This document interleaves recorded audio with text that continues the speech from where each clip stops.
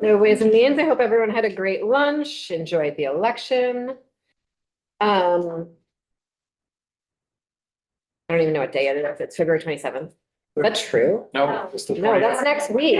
Gosh, I got so scared for a second when I said that out loud. Oh my God.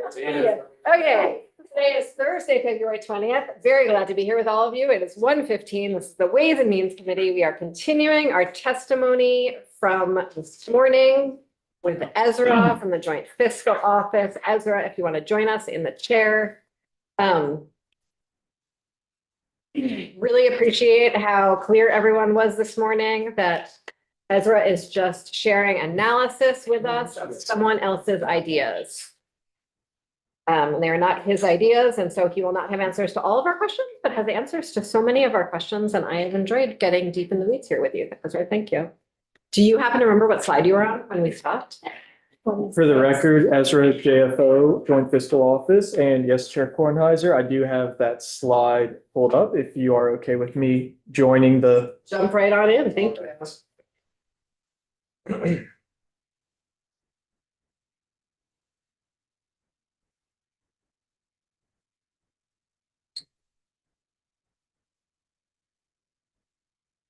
So let's just get this pop-ups out of the way here. Congratulations, Representative. I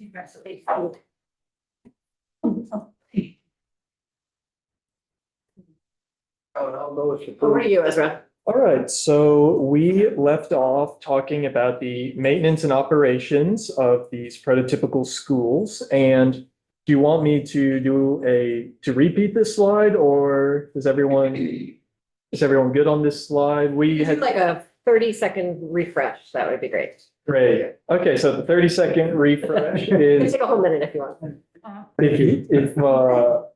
So you have your custodians, maintenance, and groundskeepers as your three staffing categories for maintenance and operations. And those numbers are determined based on a variety of factors within the PICUS models formula, which includes student population, physical size of the building in gross square feet, as well as number of physical classrooms and number of teachers.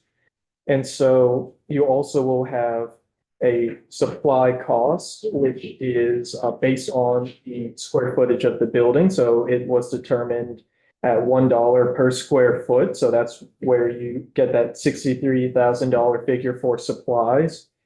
And your utilities figure was determined to be $350 per student for a prototypical school. So that is where the different utility costs are. When I say 63,000, I'm looking at the elementary school, but you'll see that the high school has a different cost for supplies and utilities. That is due to both its physical footprint being larger as well as the student population being larger. And I know I mentioned this earlier, but I would just call out that the per pupil costs at the bottom of these three tables are more of an illustrative cost rather than the modeling costs, because the maintenance workers are tagged to the central office since they are a resource shared by the whole district. So yes, this is the cost per pupil, but also these schools would have a portion of those maintenance workers. So that's why this is more of an illustration rather than, I would say, like the real cost of the schools. I think I took 2 minutes, so. Esther, do you know if the consultants used a Vermont number for utilities per square foot? I just know that a lot of our school buildings are extremely old and inefficient, and we spend a lot on utilities per square foot. Did they update that, or is that still part of the EV model? So this is the dollar figure from the PICUS EV model. I cannot say whether or not PICUS updated it for his 2024 study. First, I would have to research what figure was selected for other states and other studies. So that. Also, public service announcement, content, context. Next week, we're hoping to have Dr. Pikus in. And it'll be an interesting balance with sort of his original model and how the model was modified. So because the APA folks kept on deferring to his decisions and didn't seem to be able to explain them. We thought it would be helpful to have Picus in to explain some of them. Representative Bodie and then Holcomb. Great, thank you. Well, since we're so granular in what's in here, then I have to wonder what kind of cleaning products were used. No, really, because if you're gonna do a, ecologically friendly one, sometimes those cost more. Or, so it actually makes a difference. And I don't know what other states are using. I just don't know anything about this one item. I could ask many questions about. So I wonder if he has said what he's talking about. That's probably a question best reserved for Dr. Picus. I believe the model, from what I recall, is agnostic to the exact brand and type of cleaning materials that are used. I believe this is a research-based, and research would probably encompass not just Vermont, but taking into account the formula used by other states and other research, because that's, the whole crux of the EB model is to take what's working nationwide and create this formula. So I couldn't say what particular brands and options are being used here. Whether or not they. Eco-friendly question.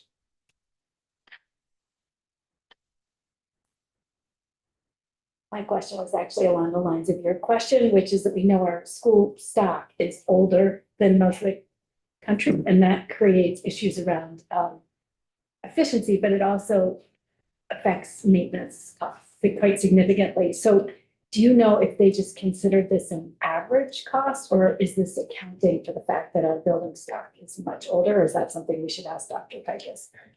Dr. Picus could clarify, but based on the literature that I read in the report, the age of the building was not factored into this $1 amount per square foot. I believe this is more of a nationwide or a recommended best practice, not just based on age, but Dr. Picus may have additional insight into that.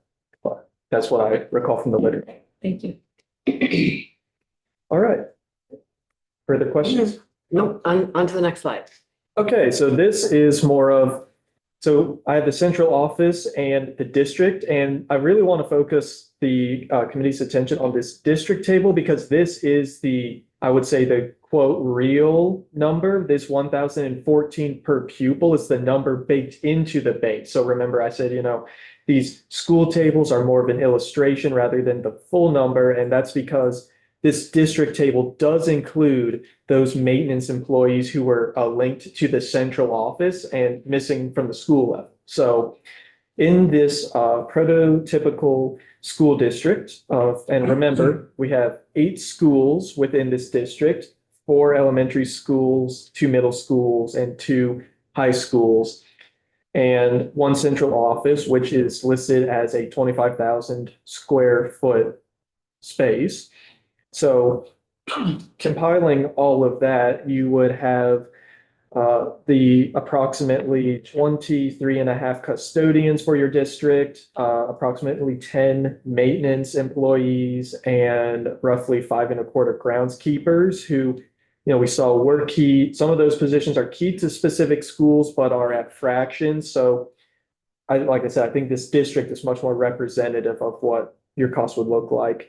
It also has aggregated all of the square footage of those different buildings within the district to reach this $623,000 figure. And same thing is done with utilities, the total district-wide pupils multiplied out by the 350. So that is how this 3.95 million for district-wide maintenance and operation number is reached. And that would pencil out to $1,014 per pupil, broken down with $495 to cover staffing costs and $519 to cover those utilities and cleaning / slight maintenance resources.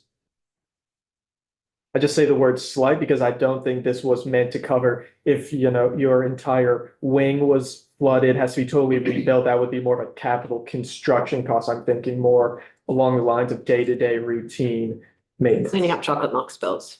Sure, or perhaps, if a single window was broken, something on the minor scale, not what the conversation has been in Vermont about reconstructing some of these older buildings. I just want to flag that as being. And so PCB remediation, which bucket would you put that in?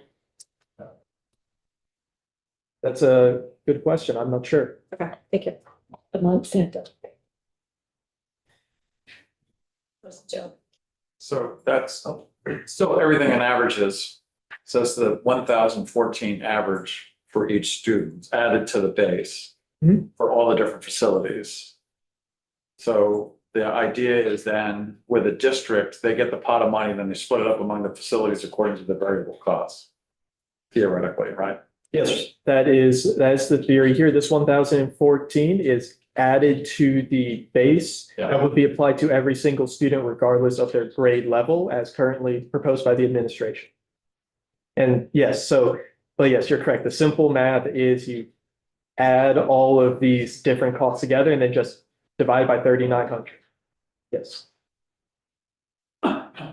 All right, so just bringing it all together, how these inputs, we've covered a lot of different tables, a lot of different slides. So we're going to try and synthesize all of that into one more succinct table here so you can see it all at once. So after aggregating up the district's school level, central office, and M&O costs and dividing them by that district's ADM, the total physical students not weighted, there's no weighting used in this calculation here.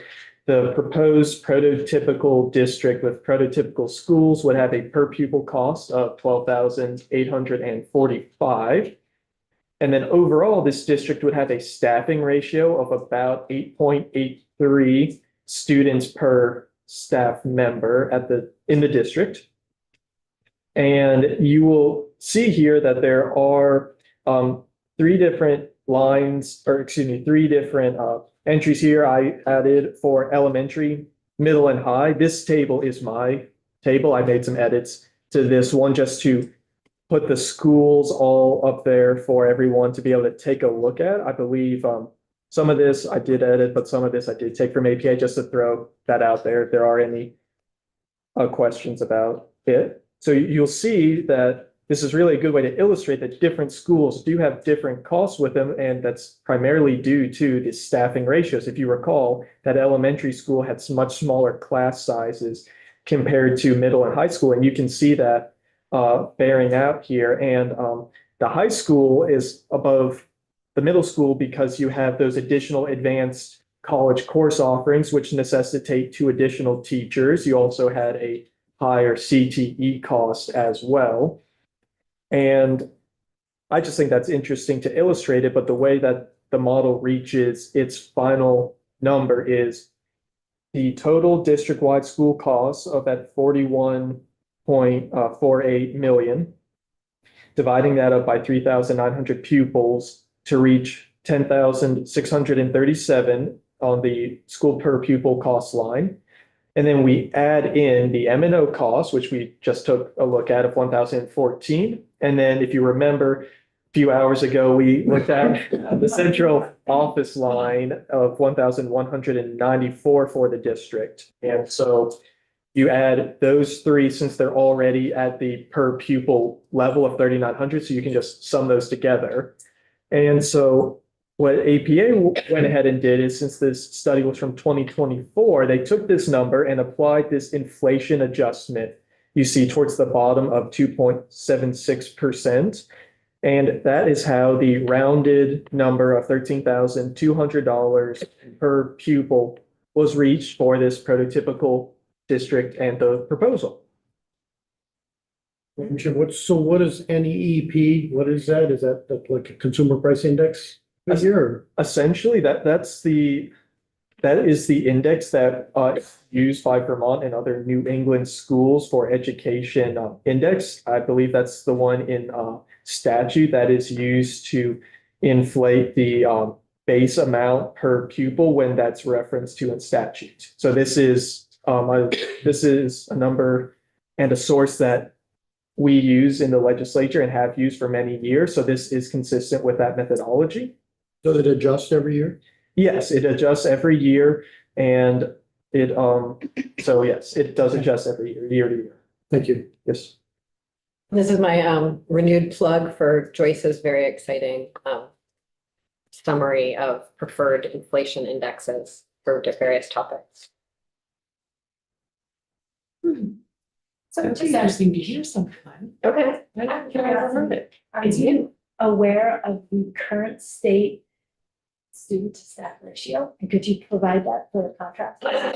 Sure, so, let's see. I thought- Before you answer that, I just want to name that a question of definitions. I have seen teacher student ratios and staff student ratios Mhm. being conflated like Mhm. all over the place since this conversation started, Mhm, with everyone using whichever one they sure. want, and it's very stressful. So I will be very explicit. Thank you. And so the source that I use in preparing for this presentation, because I had a hunch that someone would ask that question, is I use the source of Edunomics, the Edunomics Lab. They do some pretty neat research on nationwide the economic impact of different policies at of the school level. And so they compiled using NCES numbers, a ratio of 4.28 students per staff, just not teacher, staff member for Vermont. They did this for every single state in the country. And so that was the Vermont figure that they had for, I believe, the 23 to 24 school year as of this morning. 4.8. 4.28 was the number listed by Edunomics using NCES data. And if you are just curious about education related issues, they do have some very interesting articles and some pretty neat charts as well, showing how enrollment and staffing have changed over time in Vermont and also nationwide. So they have some pretty useful information. And so that's the number I use. Well, I just want people to notice that we're talking about reducing that by half. But And I'm thinking about, so this is when in high school, that's, let me say 25 to 1, but could you have classes larger than 25 and smaller than 25? In this, So in this particular model, the theory is that the ratio would be 25 to 1. You could maintain this exact same overall school by doing an average that averaged out, for this model, but this model is built for a 25 to 1, but right, and that's why I kind of like to hit on the different staffing ratios, because as long as your overall student to core teacher ratio remains the same, your cost per student will also remain the same, if that's what you're asking. it's more of a, if you have a high school where there are 12 kids ready for AP calculus, and you also have 40 kids who need to be who were not ready for that, need to be in another math class, but really, what are they gonna do? They can't be in a 40 person class because 40 child class, because they might need extra help. Mhm. And then maybe you can't have a small class. I mean, you just really hamstrung if it's exactly 25 to 1. Mhm. If you are trying to meet the special circumstances of each child. But can I jump in for a second? Yeah. So I think you're asking two different questions and I want to differentiate them a little bit. So the foundation formula and most foundation formulas, like part of the point of them is that they're not actually prescriptive with regard to policy. Right? And Yeah. so and we haven't seen the legislative language that lines up with this foundation formula yet, right? So maybe it is prescriptive about ratios. I don't know, but that would be a different, right? That's a different sort of piece of policy decision. But the numbers that are ideally going to make this whole thing work and like sufficiently fund classes and classrooms are based on the assumptions. And I think like that's the question Okay. for Ezra. So like, sure, you have permission to like go on both sides of an average. That's how averages work. But I think there's a question of like, are the assumptions, if some of your classes are 30 and some are 20, does the model still work towards the same costs as if it was 25? So the answer to that, I would say, is so mathematically, if you have the same number of students and the same number of teachers, regardless of how many students are in a physical room with those teachers, as long as your ratio is maintained from your staffing perspective, you're still dividing the same number by the same number. But there are myriad questions that go along with this, such as, well, do you need larger physical spaces to handle physically larger classes? The model does not go into that precise calculation, and I have no numbers to give you on that, but see, questions like that are definitely questions worth thinking about that the model does not touch upon. Because I've been to Rutland High School on a visit and they purposely made their class too small to legally have more than a certain number of people in them. And that is going to be a challenge for them. They have to keep to the That's average. so interesting. But, and it's beyond the standards have changed. Yeah. Since our schools are built. And that's a fairly new high school. Yeah. For your. So in summary, so the base is made up of many different components, largely allocated, I'd say, into those three broad buckets of your school level cost, your central office level costs, which still includes some resources you'll see at the school level, but they're shared amongst the districts, and then your maintenance and operations. So just want to highlight here as well that a change to any one piece can have significantly different changes or different impacts if you change that across the entire district. And so I came up with this example here to illustrate. So if you added $1 per ADM, let's say every child needed a new box of pencils or something. So that would trigger a increase statewide. And this is using both the inflation factor as well as the weighted student counts as the administration has proposed. That would lead to an increase of 126,349. And so the math behind that is just you add $1 to that 13,200 and you multiply it out through the base ADM as well as all of the weighting. So that's how that 126 would be reached, right? Because the proposal shows Vermont with 83,368 students. And then the weighting adds on to that. So that's how you have reached that 126,000 number. That's just a really good explanation of what Professor Colby was talking about how it's great to have that concrete example, because that's why the weights have to be adjusted as you change your base. A really good example. Yeah, and to kind of show a small change that could have a much larger fiscal impact, I have here your staffing ratio. So if you, as a legislative body, wrote a statute or, the agency made a decision that all high school classes should be 23 students instead of 25, as in this example, well, statewide, that would lead to an increase of 13.9 million on top of this number, which incidentally is just about the rule of thumb of what 1 penny on the tax rate would be equal to. So this would be, roughly speaking, 1 penny on the tax rate as it is right now. So that's just to give you an idea of how something that seems to be very small could have a larger impact. And so if you did that across all schools, you could just keep increasing how many pennies you do or don't want to add to your tax rate. And just finally, I will point out that some costs do lie outside of this base calculation, base model here. Can you expand on that? Yes, I am. How did you know? So there are costs outside of the base, and I'm sure I could fill up a few slides with all of these things that people really would want to think about. So schools are very large and complex structures, but here are just some big high-level items that I think bear considering. So costs included within the foundation base include those school maintenance operations central office buckets, but they do not include, and there could be others, food service, which is made up of staff and supplies. That is not considered in this.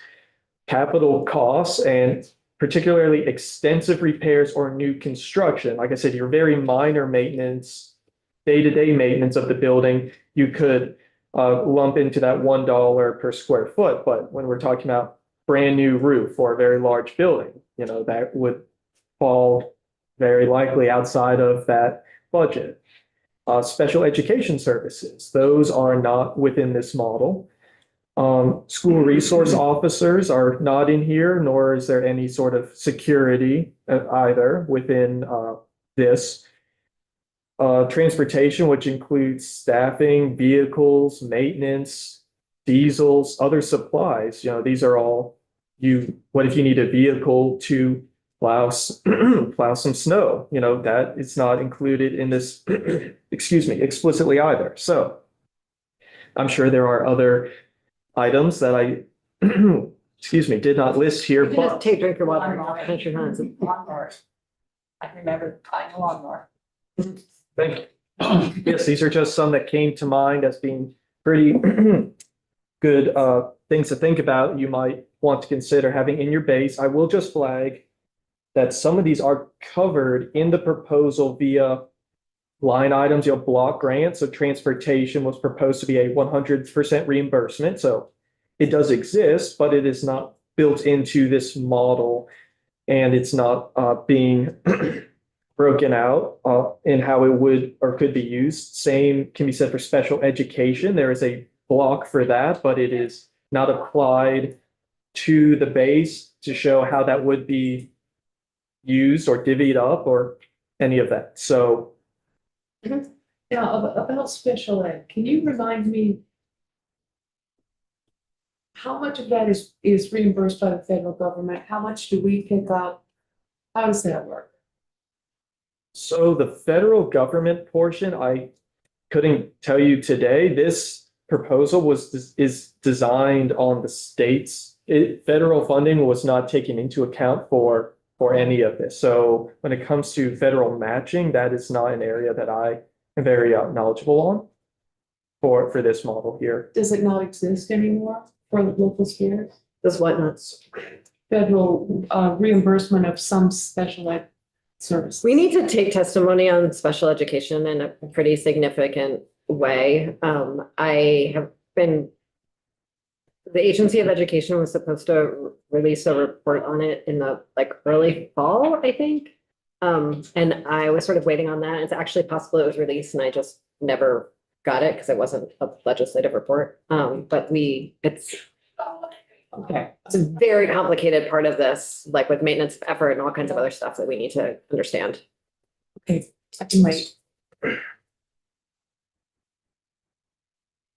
Thank you. Yeah, sure. But and I'll just point out that regardless of what the answer may or may not be, it is not within this. I just want to flag that. Yes. And CTE centers. Yeah, CTE centers are outside of here. That is, the proposal is that they would be a separate sixth district. So yes, the CTE centers are not included here because of that, and they are covered via the 1.3 weight that has been proposed. So yes, that would not be here. That's accomplished via weighting. English learners, sure. Yes, English learners, poverty, sparsity, small school size, all of that is applied on, is a weight applied to this base number, but there is no calculation that's been presented to show how those weights are reached and how, if you change some of the inputs in this base, if you would need to change that weight, or if the weight would just stay the same regardless of how the base changes. So that was not included in these calculations. Okay, thanks. Let's go back and ask you, because I've heard people talk about it both ways on the CTE. CTE students are part of the ADM for the district. So they do drive base for the district. Mhm. In addition, they drive a weight of 1.4. So we are paying 2.4 effectively So, We're counting them twice, double. Because they're gonna drive the base, and then in addition to the base, they're gonna Hmm. drive a 1.4 count. sure. So the calculation for the CTE students is, so, right, you have your one ADM. So your child at the high school, that's your one ADM. And so the theory is that you then apply the 1.3 weight to that individual, which would generate 17,000 or so dollars, maybe, up or down, 17,000 roughly. And then you would send 8,000 of the original 13,200 to the receiving CTE. Plus, you would also give that receiving CTE 17,000, but $5,200 remains at the school. So yes, For that part that remains, we're effectively paying twice for the student. so the part that remains is only 5,200. That school would not receive extra at the school level. They would only receive the 5,200 based on the proposal, because the proposal states that they would need to send all of the additional funds to the CTE center. So the overall cost of that student is, and perhaps this is what you're getting at, is a little over 30,000, which, is, maybe that's where you're getting the 2.3 from. Yeah, so it's 1.3 extra. Yes. So just for that, the 5,000 that's going to the school, though, baked into the foundation formula, when you're calculating the costs per ADM, you're counting on most of that money retaining in that district and not money being pulled out and going to the CTE. So if you're only retaining 5,200, are you then taking money away from what the formula is guaranteeing to operate all the other stuff? Yes. Am I following the right thought process? I would point out that this prototypical model was built in isolation without a CTE district. So it does appear that could, Okay. but it was built separately. So I would say that the agency would perhaps be able to give a more full answer than I can. Okay. But that is not, I will just point out that the CTE district construction is not from the Picus and Auden report that yes. Yeah, thank you. Yeah, got it. So, I understand regarding breakfast and lunch. I understand that you haven't included any of that and no money in this, document here that you're sharing with us. Mhm. But if the legislature was inclined to put that back into the system, Mhm. some figures came to me over the weekend that were generated in ag forum, in the ag, I don't know if it was the agency, but it was definitely the ag room here in the house Mhm. that showed with the federal reimbursement of those foods that were given out for breakfast and lunch, that the total cost here in Vermont for that program was actually something under 4 million. The whole cost to the state.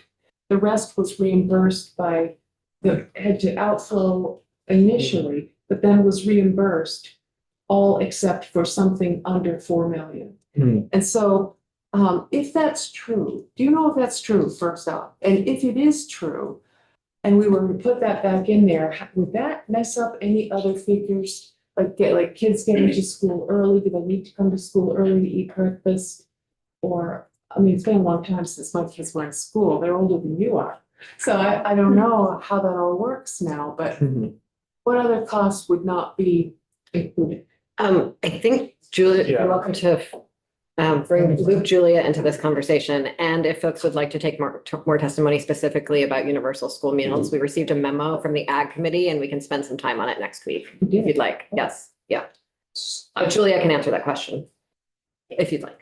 Yes, so I would defer to Julia on the mechanics of the Universal School Meals Program. The only part that I would offer is to your second half of that question about how would that affect this model.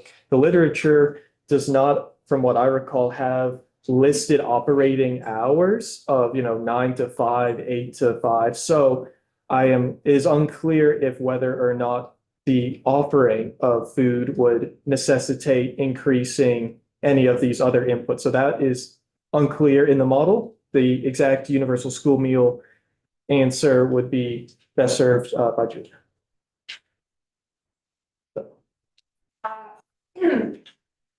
Excuse me, Julia Richter, Joint Fiscal Office. So regarding universal school meal, you'll recall that the way that universal school meal works essentially in Vermont is it requires all school districts to draw down the maximum amount of funding from the federal government. The way that dollars are drawn down is based off of the students' family's income level. So essentially, long story short, and I could get into a lot more detail about this, but the education fund, the Vermont State Education Fund is estimated to need $18.5 million for the purpose of universal school meals. There's additional federal money coming to the state for the provision of universal school meals. So if universal school meals were to be repealed and all schools were to return to a pricing program, the estimated 16.9 million in federal funds that would be lost. That's 16.9 million on top of the federal dollars that are already going to be coming into the state just to provide the free and reduced price meals for the students that are currently drawing down the funds regardless of the universal meals program. Does that answer your question? So are they wrong then, that the total cost is under 4 million? I'm not familiar with that figure. The cost of the education fund for universal school meals is 18.5 million. Yes, that's a number So- familiar to me. Yeah, We talked about that a lot. so I don't know the 4 million, the closest number that I can think of that may be part of this is the Agency of Education's estimate is if Vermont were to repeal universal school meals, move that back to a paid program or pricing program, that there would be additional administrative costs that would need to be borne by the education fund, and their estimate is 5.4 million. To have a pricing program in place of universal school meals for administrative costs, but I'm not familiar with 4 million figure. Okay, thank you. Should we take some testimony on that next week? Okay, great. Mhm. All right, so just to reiterate, there are things outside of the base, but there are also other considerations that maybe were not left outside of the base, but interplay with the base that bear some thinking about. So for example, I will say pre-K, as we saw, we went through grades K through 12. So pre-K was not explicitly modeled to reach this 13,200. So that's something to consider, how pre-K costs would be above or below that 13,200. I would also, say, as I mentioned a little bit throughout this presentation, that the base does not, how does that interplay with the weights? The weights were not listed on this material for calculation. So, how would changing any part of the base impact the weights? Would the weights stay the same? Would the weights need to change? Those are thoughts to think about. And if adopted, how will you ensure that the base stays sufficient? How are you going to do professional judgment every X number of years, link it to an inflation factor? If you link it to an inflation factor, which factor do you choose? These are all items to just have it in the back of your mind. And once again, I will reiterate, not all costs are explicitly included in this base, such as capital construction. And if transportation aid is ended, I think it says once, but if it was ended or returned back to a 50% rate, that's something to think about as well. How would that money be put into this base as well? If we return to the prior or the current law of 50% rather than the proposal of 100% of transportation. So just thoughts to think of. And So what's also occurring to me when I look at that list is this model makes some assumptions. Flexible pathways is a really good example.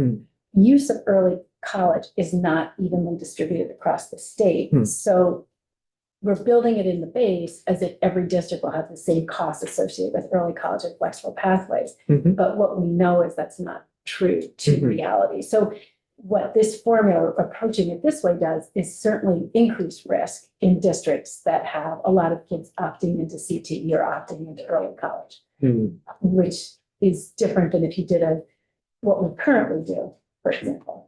Sure, exactly. These are prototypical schools and prototypical districts, which, they would behave differently from a district or school within Vermont. So yes, that's another item to consider as well. But, I do have some resources placed up here in case any further reading is of interest to anyone. I've linked some of Dr. Picus's work here, and you can also find it on the Joint Fiscal Office website, and also some documents provided by the Agency of Education during their testimony in case you would like a refresher on some of these assumptions or, just proposals that we're talking about here. So that's all I have prepared. If there are any further questions or not. I think there will be in the future, but there's not in this moment. Thank you very much. Absolutely.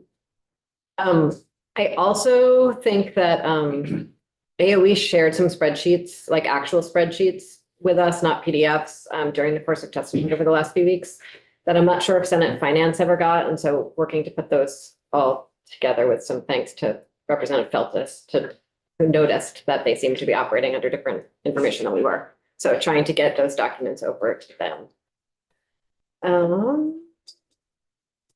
John, hi. We're gonna switch gears, folks. As you might remember, we last week looked at legislative language, and then we got a great presentation from Jacob Feldman from Tax. And I sort of reflected midway through that perhaps I had scheduled that in the opposite way for a person's brain to process the information. And so we have John back with us, can run through some of what we ran through together before, but also he did not finish the work we were going through. We did not look at the foundation formula language. Also want to say again, none of this language that John's working with has been introduced. It is not committee bill language. It's just floating legislative language from the tax department that we have. My understanding is that there has been an update from that might be in a member's possession right now, and I'm not sure. But we're going to figure that all out before we pass anything. John, the floor is yours. John Gray, Office of Legislative Counsel. Thanks for having me. Appreciate that intro. I will point out as soon as I share my screen that this draft is dated January 24th, and I'll just say that things move fast, and much as things have changed in other spaces.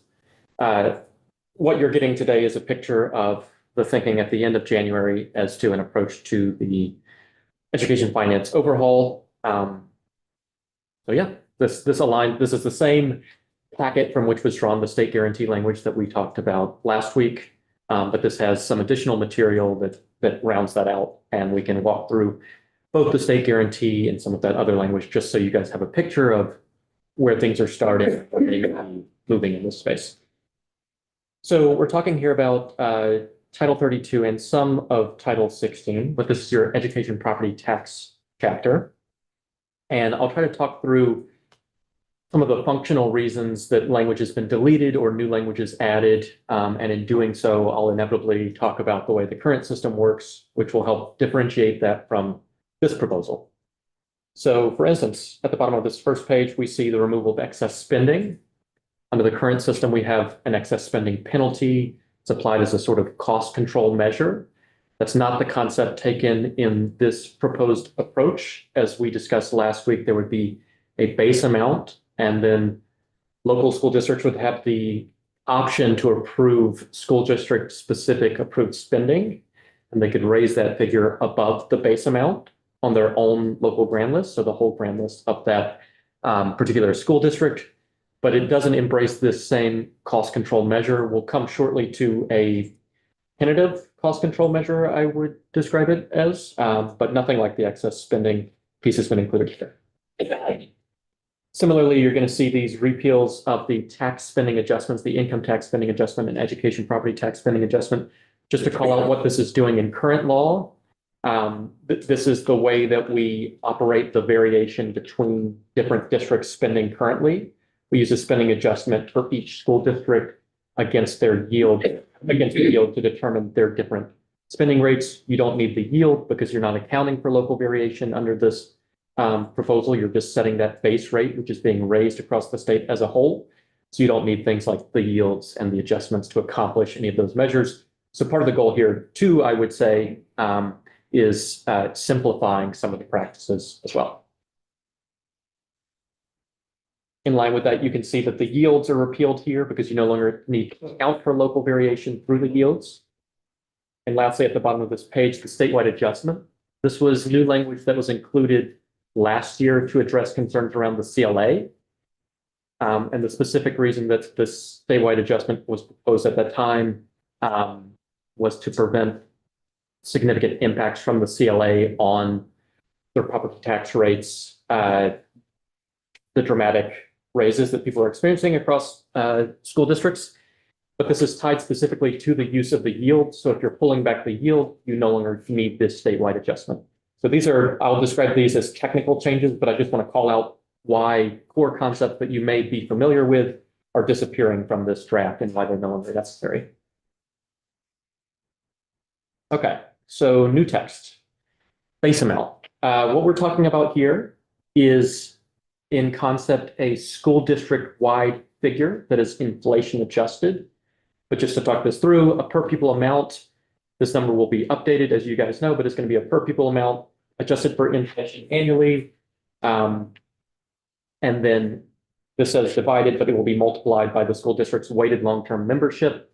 So you're getting an aggregate figure here. It's going to be your per pupil amount, inflation adjusted, and then multiplied by weighted long-term membership to determine the total base amount for a full district. So when we talk about the base amount, at least in this current draft, we're talking about a school district wide figure. I will pause because I'm seeing some quizzical looks, but sorry, no. I can also not call out when I see quizzical looks. It's like kind of, you know, We'll be here. Thursday, it's later in the day. Probably it's not in anyone's best interest to interpret anyone's facial expressions today. I'll appreciate the same. Yes, absolutely.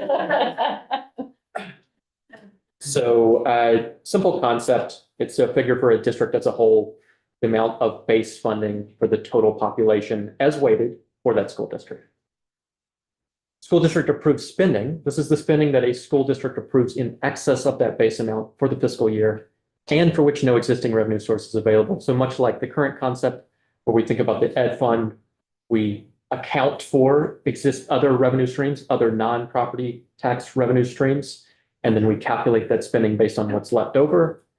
Here we have a similar approach for accounting for other revenue streams. So spending that a school district approves in excess of the base amount and for which no existing revenue source is available, provided that no school district shall approve spending in excess of unspecified amount, % of the school district's base amount for the fiscal year. When I said earlier, when I was describing the removal of the excess spending as a cost control mechanism, this is what I was talking about as a potential cost control mechanism. As you can see, no particular figure has been specified, but this proviso that a school district shall not approve spending in excess of a particular amount of the base amount could impose a cap on local spending. Which if you think about the fact that the local spending, at least for certain districts, will have a state guarantee kicked in that's raised statewide, you may want to consider cost control measures like this. I think there's also Brigham implications for. Yes. But if you did have an available funding source, there's no limit on what the school district could spend. You're saying this particular phrase for which no existing revenue source is available?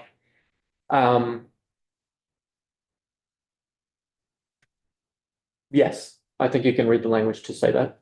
So if a private foundation decided they want to raise $100 million theoretically and endow a school, they could spend that and not run into that cap. So the I think that's right, at least the way that I read this language. What I would say is that the current system has a similar operation and effect, because if you think about the way that education spending is currently defined, it takes pieces off the top, like federal funding, and one of the things that it takes out before the tax rates are determined to account for that gap, to account for the education spending. It takes out charitable contributions or the like. So technically, you could engage in fundraising today, and that would be subtracted out to determine what your education spending is, which could be quite reduced if you had enormous contributions, and you would have lower rates. So I would say that the point that you're identifying is something that's present in the current system as well. It's sort of a grand agreement after Act 60. You wouldn't do it. I went to 68.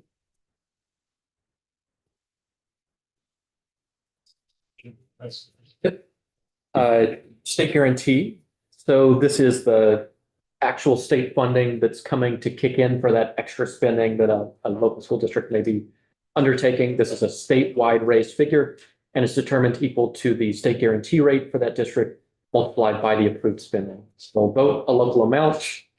If they receive a state guarantee, which we'll come to shortly, they will receive an amount of that state guarantee determined according to subdivision 21, which I'll talk about shortly. And the state guarantee will be that figure that's kicking them up, that's providing additional funds raised statewide. But the meat of that is actually the state guarantee rate. I talked through the math of this last time. I may not read this again to walk through the calculation, but just to say, I think in maybe a simpler fashion, what this is meant to do. Basically, this is meant to ensure that districts that are below the median wealth per student are able to raise the same dollars at the same tax rate as that median wealth district. That's the basic idea. And the way that they do that is you would use the same rate as that median district, and you would get state funding, the state guarantee, to account for the gap between what you could raise at that rate and what the median district could raise at that rate. The thing I would call out in the specific language here is the reference to average daily membership.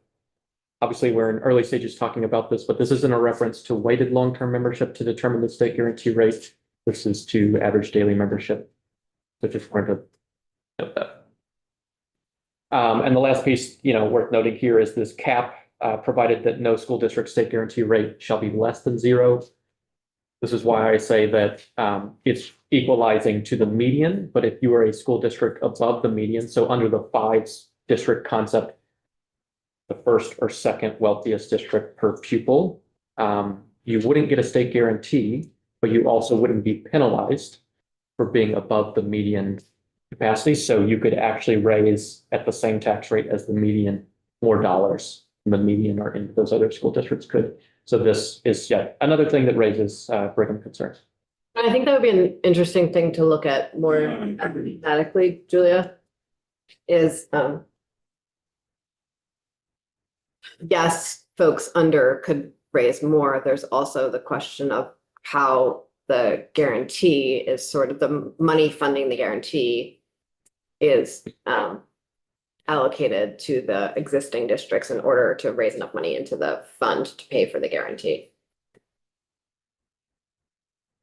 Yes. I just have to ask for perseverating on this. Is it a Brigham challenge when the Roland Foundation donates 20 million that reduces cost of a private school that we pay tuition for? I don't know. You could ask the attorney rather than me. I mean, it's we have an incredibly porous system. Yes. I don't know the answer, but if you are pointing out that people achieve different outcomes at the same tax rates, that seems like a worthwhile thing to point out. And that could be achieved through charitable donation. And currently, that's possible. And we've seen that there's scale issues. If you're 39,000 or 100 becomes 3,500 because you lose 300 CTE, you're gonna have an equity issue too. Like it's Yeah, there are, I mean, there's, it's everywhere. Like there's there's no perfect parity, but I think small districts are gonna have a harder time than big districts is my point. I think a really difficult thing that we're grappling with here is that our existing system is incredibly inequitable. Mhm. And we have a new system we have the outline of a new system in front of us that is also likely gonna be inequitable. And so the question is it more equitable than the inequitable system we have now, or less inequitable? And how much reduction in inequity is enough for us to feel like we have done a good job and like kids are better off? Yes. And not even to feel, but for kids to be better off, right? And that may not just be dollars. Of course. Yeah, and I think that's the thing, Yes. I guess, I mean, you cannot offer, when you have an 8th grade with 8 kids, there's no way to provide those kids the same opportunities as if you're in a school that has an 8th grade with 100 kids. You just can't, it's not possible. Okay, let's go back to the language. May I offer something on the other side of this exact point, Of course. which is, I would caution to using the current system as the pole by which to judge. Like if we just think about a new system relative to the current one, whether the new proposed system is more equitable or less equitable, the question won't be where it stands relative to the current system. And so I just want to throw that out because I think it's easy to start just getting into these comparison questions, which are useful for thinking about where you want to move, but from like a constitutional standpoint, may not be responsive to the actual question, which is about substantial educational equality. Thank you. So, section 5402, here we're just talking about the mechanics of actually raising that statewide education tax.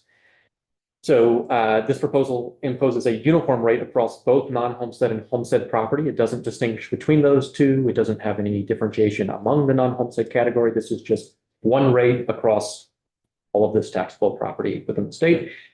And it's a rate sufficient to raise the base amount for the fiscal year after accounting for those forecasted available revenues and the state guarantee. So this rate has to raise both that base amount, which is that inflation adjustment school district-wide for the accounting for funding costs of each pupil figure, and the state guarantee. One thing I would caution here is that this could present timing issues. For instance, if you had a proposal that doesn't include a state guarantee, but just provides a base amount, you would only need to do a mathematical calculation in potentially December that produces that figure. And from that point, you could set tax rates based on that number. So you could do it relatively early. This may be broader conversations down the line, but just thinking about as soon as you include the state guarantee, as soon as local spending is again part of the conversation of raising that statewide rate, you may delay a little bit the calendar. So just something to think about. And as you can see, the intention is that this would be adopted each fiscal year by act to account for that variation, base amount plus state guarantee. And as you can imagine, that state guarantee could vary quite widely year to year, depending on local preferences and spending. Subsection B here, this is just flow through conforming changes. You're going to hear me say that a lot as I walk through, hopefully quickly through big sections of this. There's just a lot of cleanup that has to happen, the removal of defined terms that are no longer useful. In this particular case, what we're calling out is that the statewide adjustment with the removal of the yield is no longer a required concept. And similarly, in instances where you see like this, the removal of homestead or non-homestead, we're just getting at that this is now a uniform rate applied across both. So you don't need to call out that distinction in certain cases. Same conforming type changes here. Let me just make sure I'm tracking with my physical draft where I have a strange number of notes.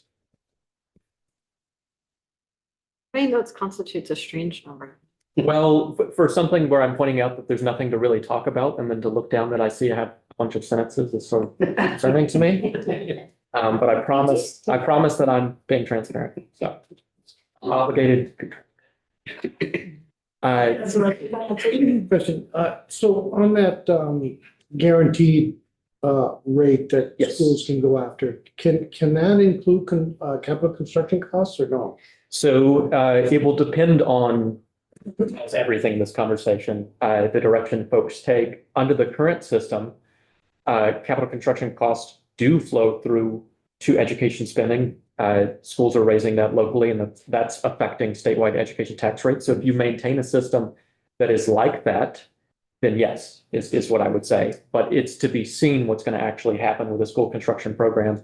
And the point that I think is useful to make here is that the education transformation proposal doesn't address school construction, but I will note that in committees that I've been in, both House Ed and Senate Ed, there seems to be an appetite to undertake some kind of school construction program.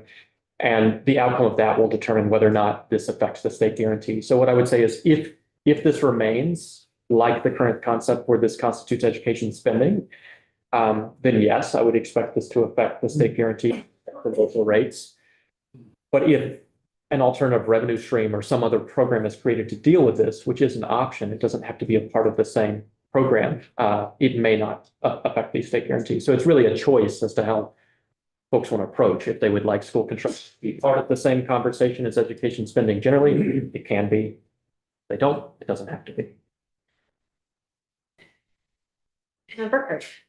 But there are already schools that have these capital costs in their budgets. So if that's not part of the conversation, we were to implement foundation formula, those that have debt service already coming out of their budgets, that's just going to have to be cut from teachers and programming to fit within the foundation formula as it stands right now.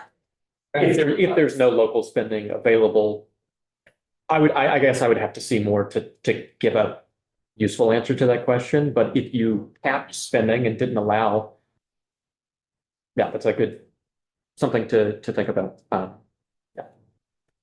But again, that would only include schools that had low grand list rate, right? As far as, For the state guarantee. yeah, But if you were in a wealthier district and you also had these obligations, it would, while you wouldn't be affecting the state guarantee, you would still need to raise those funds somehow. So it would be affecting the local tax rate that you would pay. yep, okay, thanks. Representative Wozniak and then Holcomb, and then we're gonna go back to the language because I want to make sure we get through it. Following along the same train of thought, though, they're only allowed to raise a certain amount above the foundation formula regardless of the state guarantee. So if those costs are debt service, let's go with 5% because we were talking about that, were to exceed 5%, there's no other way for them to be in compliance with the law. So I think that hangs a lot on this proviso. Yes. Yep.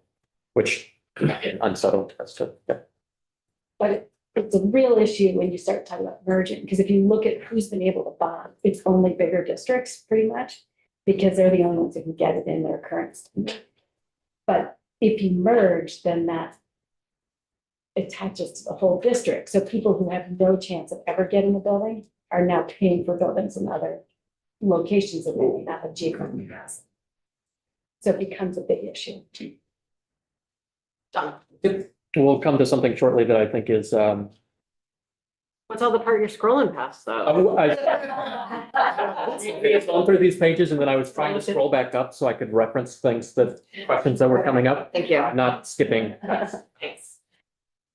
So this is where we left off, subdivision 3. If a district hasn't voted a budget, in existing law, we have a provision to account for an interim tax rate. If that budget hasn't been voted yet. I think it's an open question what to do in the context of a base funding situation, because essentially at that point, you don't need a vote. You don't have to have a vote on that base amount, as we talked about last week. But you will need a vote if you want to have that school district approved spending, your local spending. So what to do in the interim for that is sort of an open question. What's proposed here is that there would be an interim education tax imposed at a rate determined, as we just talked about. And then within 30 days after a budget, you would then redetermine the tax rate. This again goes back to the timing question as to how to deal with incorporating that state guarantee, which is dependent on the local votes into raising your total statewide rate. So just something to flag when you think about timing is something that's really live for these. I think that's, sorry, I'm just gonna, Yes. that timing and that question, I think it would be really interesting in the context of there is a foundation formula, which we would default to if no vote took place, et cetera, if something didn't pass. But if there is if the district's sitting with a lot of debt that they're also legally obligated to pay, it could create an interesting. It would be a problem. Okay. And lots of, policy options in this area to increase predictability too, like if you wanted to have, a deadline by which a budget has to be voted just to know, there are things that you can impose to account or try to increase predictability within the system. These are just technical measures dealing with how taxes paid out in halves, in particular increments. So you're seeing conforming changes throughout these to reflect the uniform rate. Okay. This piece that you're seeing, a bunch of deleted language, subdivision E. This is a technical provision that's included in existing law to account for the fact that a school, a municipality may be situated within a geographic area in which it deals with competing tax rates because it's accounting for spending here, it's accounting for spending here. You no longer have to account for that in the new system because you're situated within these big districts. So deleting all of this language isn't substantive. It's just accounting for the fact that you no longer need a technical accommodation to weight the different tax rates that a municipality might be facing. And that's the same provision here. This is calculating that weighted average, no longer necessary for technical changes. Here's new language for that school district approved spending. This is raising that individual tax to create those funds. So a school district spending tax is imposed on all homestead and non-homestead property in each member municipality of a school district that approves spending. The commissioner shall determine the school district spending tax rate at a rate sufficient to raise the amount of the approved spending after accounting for any state guarantee. So the state guarantee is raised as part of that statewide rate. And then the school district comes back, one of those 5 big school districts comes back, and for its approved spending, that it imposes a rate to account for its approved spending that isn't covered by that state guarantee. So you're coming back and just raising that, 70% or whatever it might be of your approved spending. Is spending tax now This is technical term? This is a defined term here, school district spending tax. Yeah, And so the bill would say your school district spending tax. exactly. Tax, You're saying tax or cap? tax, Yeah. tax, that first, yeah, Yes. F1 first half the sentence. Yep, and we've got obviously lots of new defined terms here, and there will be plenty of time to think about whether there are nicer ways to say these things that are maybe more intuitive to people or at least less wordy. So all of that to come. Standard provisions for billing out, using that local rate against the current grand list value of the property to be taxed. I will just call out, I think this is obvious based on the discussions we've had, but this is just raising based on that school district grand list. This is not a statewide raised rate. The state guarantee is a statewide raised rate, but your actual individual school district approved spending, the spending that you're covering here through a school district spending tax is just raised on the school district grand list. Subdivision 2 here, this is standard language duplicative of what's in existing law. This is just calling out standard assessment measures for administrating this property tax. However, this sub 3 is something that's worth drawing attention to. The treasurer of each municipality shall pay all revenue raised from the school district spending tax imposed under the subsection to its school district pursuant to 16 VSA 426. What I wanted to call out is unlike the statewide funds, which are envisioned to go up to the state and then back down to the school districts, there is no up to the state and back down to the locally raised funds. This is just being raised locally.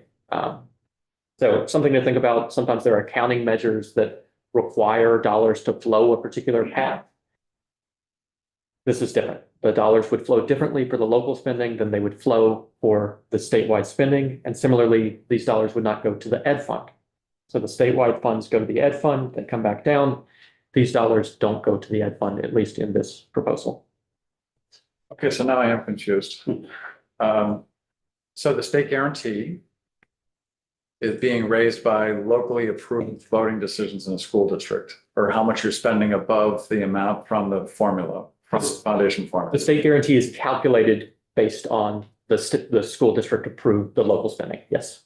Which the municipalities are collecting from the property tax and then remitting to the school district, not to the state. I think that's what you just said. Yes.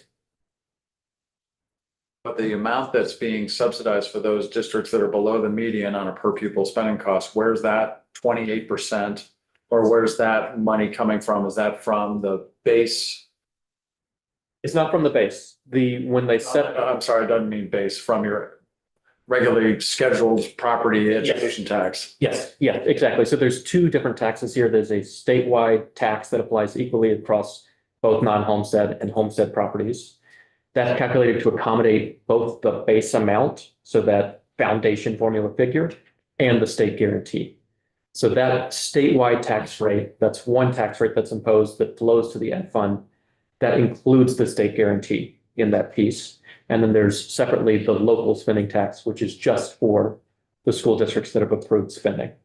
Okay, so just to carry it a bit further, if I may, if in a district you are not spending more than the foundation amount, then you don't have to go and vote on the, because you're not raising any more. You don't need to vote, that's right. But if you are from a district that is spending more, then you have to approve the percentage of that spending to be raised by local taxes that is less the amount of the state guarantee or net of the state guarantee. I think that's a nice way to describe that. I think because in effect, that's the actual local burden that's borne separate from any state burden. Right. I think the way that this is envisioned as working is that the school district is voting on a budget as a whole. It may be aware of what the state guarantee would be, but it's voting on its extra spending for the school district. So it's voting on a 100% figure of that approved amount, and then it's going to receive state guarantee that reduces the amount that has to be raised exclusively locally. So I like the way that you described it because it's making clear to the local voters what the actual extra ask of them is. Yeah. But it may be that folks are just voting on 100% of the amount. And then the extent to which their local tax rate is affected is 70% of the figure that they voted on, pinning whatever the state guarantee might be. Does that make sense? Yes, it does. Thank you. And I want to flag, and I'll go to you in a second, Representative. I just want to flag for all of us to remember that we should find out maybe from the treasurer, if we are moving less money through the education fund, what the interest income losses might be from that and or cash flow issues.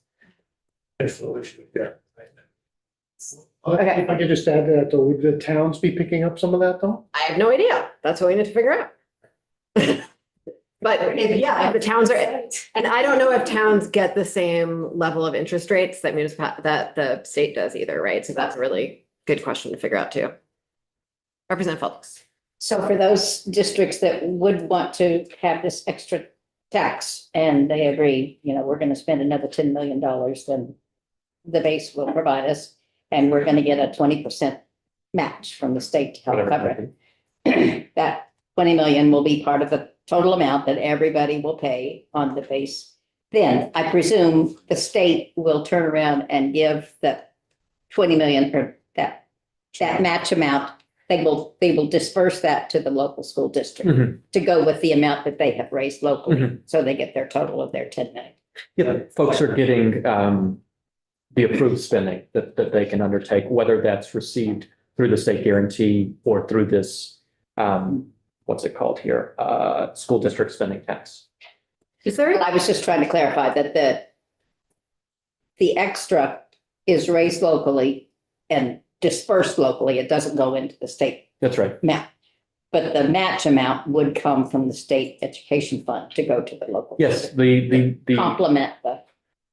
that's right. The state guarantee is raised statewide. So if you're in a district that doesn't vote extra spending, you are still raising funds for any other district receiving a state guarantee.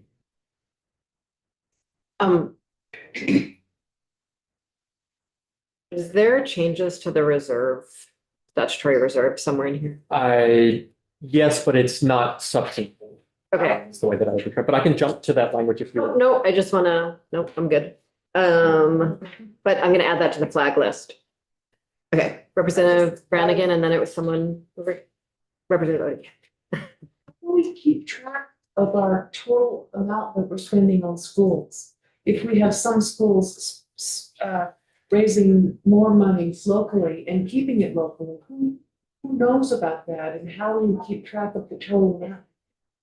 So any of those figures would be voted. So I'm assuming that it would be relatively easy to discover. And then if you had a cap on what the local spending could be, then in that sense, you would monitor that figure. But if there's no cap, you'd have a public vote on these figures. So it would be widely available, the information.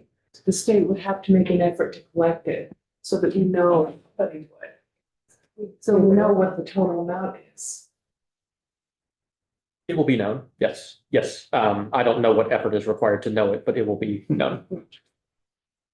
I don't know if that's I think satisfying. I think that's a great question for the Agency of Education of the Department of Taxes, how they want to plan to track that in the future. Yeah, I just don't think we should lose track of all that extra we should money. definitely not lose track of that. Representative Bodie. So I think I might need help from you on this. So let's say there's real transparency about what each school in a big district is needing. Mhm. And somebody's got a lot of extra needs or a lot of or their school population's gone down or whatever. But the whole district is going to be raising money to help everybody. Now, imagine that somebody in the district doesn't like to pay property taxes that much. I mean, who really does? And so they say, and they say to themselves, well, gee, I know how I'm going to fight this tax increase. I'm going to say, vote no, because my school doesn't need it. And so now we have obviously some very negative signs and some very negative stuff going on within a district. And people are incentivized and disincentivized. I'm not sure how that's different from current law. Well, yes, it's different law because you are only looking at your own schools and you just say, well, my school's needed, I'm gonna vote yes on that. You aren't watching somebody else in a neighboring school district and thinking, well, they don't really need it, so I'm gonna vote no on the whole package because I know I'll be okay anyway. I don't need the extra funds to come to me. I think John has a question, actually has an answer, which would be delightful. No, I was just gonna say, I think this is a really good point. It is a distinction from the current system, because it creates this communal problem. Just that it could set up incentives such that only sufficiently large or weighty schools within a district are able to command sufficient votes to generate local spending. If you're a small school within a large district, what do you have to do to get the school district as a whole to vote on your funding that you need as just this small school in a big district? So I do think it's a relevant question. There has been language in some of the education policy proposals that is undefined, that we don't know what it means. This use of this term equitable budgeting. This sounds like something that would be targeted at that problem, but we have no idea what that means. And it would be very nice to know what it means. Thank you, John. I think it's an exacerbation of a current problem, I guess is what I would say. And exacerbating existing problems are hard. And I think one of the things that happened with Act 46 is like sometimes some communities managed to expand their definition of our kids and some communities didn't. And that's a hard thing. And it's also a management problem. But let's keep on holding on to that question as we move forward with the bill. Because we are on page 7 and we have 20 minutes left. Okay, I can try to be quick. I don't think that's useful. I think it's okay for you to go at the speed you're going. I just, and then we can have you back. Yep.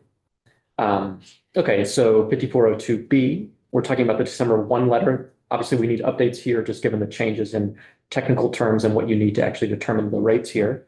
So tasking the commissioner with estimating the base amount for the following fiscal year. So as you'll recall, that's an inflation adjusted measure. And then recommending that statewide education property tax rate, which has to account for the state guarantee. So it is an estimate of what's going to happen for the following fiscal year. In making these calculations, to assume statutory reserves maintained at 5%. That's just like current law. That's one of the assumptions for the current December 1 letter. You're going to see a lot of deleted text here related to homestead-based tax rate, applicable income percentage, statutory reserves, and percentage change between non-homestead and homestead. You can delete all of these because these are no longer applicable terms. There's just a uniform rate across all kinds of property. And so the sole assumption that the commissioner needs to make for the December 1 letter, if you wanted something quite consistent with existing law, would just be that those statutory reserves are maintained at 5%. So making sure that sufficient funding is raised to account for that fact. Just for the statutory reserve and not to meet all of the other obligations? You do have, obviously you have to make the other I just mean among the assumptions that the commissioner is needing to make while trying to calculate that figure, Okay, no longer has to account for a particular income percentage because Okay. that calculation no longer has to be made. Similarly, don't have to account for trying to create the same percentage changes in non-homestead bills and homestead bills because now it's just a uniform rate across all of those. and I want us to check in with the Department of Taxes and with joint fiscal about if that reserve is still the appropriate statutory reserve, given that so much else has changed. Let me try to jump down to the sort of bigger things, if I can find. We're happily getting to Title 16, so back to education. Lots of conforming type changes, average daily membership, we don't need to reference appropriate homestead tax rate anymore because those aren't varying by district. Similarly, we're on page 10 here. We don't need to reference accounting for approved bond payments for capital construction, not contributing toward excess spending because the excess spending penalty has now been moved.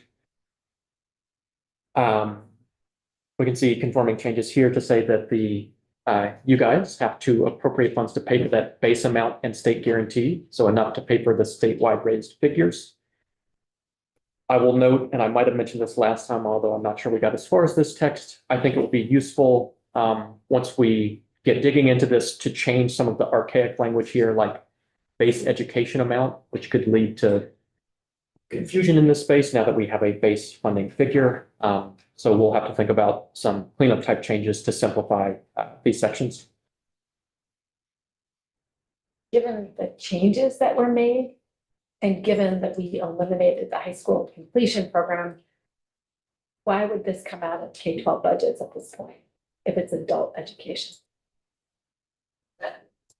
I'm just curious. I think that's a policy decision. Okay. Certainly wonder where the funding for these pieces would be. Yep. Art now comes from ed fund. It does, but disproportionately it's for adult students. Right, Yeah. right, but currently it's funded by both the general fund and the ed fund. But we did a lot of hocus pocus last year to fix it. So other pieces here, as discussed before, the ed fund is just accounting for that statewide raised figure. It doesn't include any revenue raised from the school district spending tax. Those aren't coming up and then going back down under this proposal. This is the stabilization reserve language, and I was calling out that there's a non-substantive change here. Just striking this first language which references the purposes of the initial enactment of this section. So I see this as a cleanup type change. Again, removing references to things like excess spending, since that's no longer a concept here. I would call out that in existing law, we have an archaic reference to high spending, which is, this is intended to be a reference to excess spending. More conforming changes throughout. Let me see if, just given time constraints, I can find maybe more divisive or discussable portions. You say divisive? Yeah. Don't want divisive? I guess that's the lawyer in me coming out.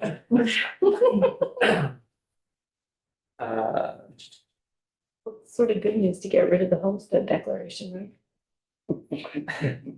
So you still need, for purposes of the homestead exemption, a homestead declaration. So you will still, this hasn't dissolved the categories of homestead and non-homestead, even though there's a uniform rate applied across both categories. Is actually a good point. Maybe I'll jump to the property tax credit repeal. I wanna, you're gonna have to come back and talk to us more anyway. And so I'd rather not jump around. Okay. Just know that we've gone through the whole thing at some point. That seems like Yes. it'll be harder to know we've gone through the whole thing if we jump. Okay. So we could also just stop now if you don't have, if spending another 7 minutes on this sounds just more confusing than it's worth. I think that is probably right. Okay, let's do that. Thank you very much, John.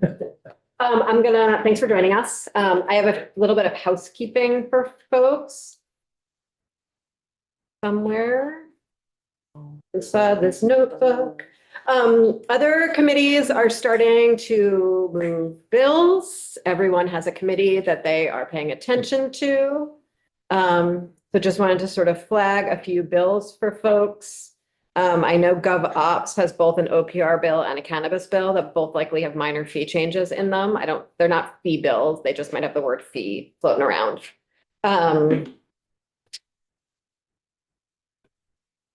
The Environment Committee, which is Carol, you, Marty, thank you, has a bill on the 3-acre rule that I think has just a few fee words in it. It's not intended to change fees significantly. It's just when they change any regs in that committee, a fee always gets slightly impacted.